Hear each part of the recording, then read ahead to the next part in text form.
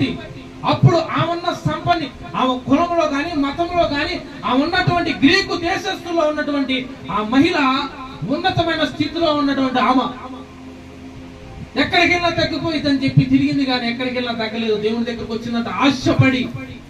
వచ్చినప్పుడు దేవుడు ఆమె స్థితిని చూసి, ఆమె మాటను చూసి, ఆమె తగ్గించుకునే గుణాన్ని చూసి, ఇదిగో నీ కుమార్తె స్వస్థపడింది పో అన్నమాట. దేవునికి మహిమ కలుగునుగా.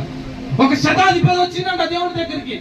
వచ్చి, అయ్యా నా కుమారుడు సావసిద్ధమై ఉండో, నా కుమారుడు సావసిద్ధమై ఉండో, ఇదిగో అయ్యా కొద్దిగా నయం చేస్తామంటే ఆ మాట వినంట. దేవుడు అన్నంట ఆ మాట, నేను చదువుతానండి. ఆ మాట ఏమన్నాడంటే, యేసు సూచన క్రియలు మహత్కార్యములు చూడకుంటే మీరు ఎంత మాత్రం నమ్మరని చెప్పాను.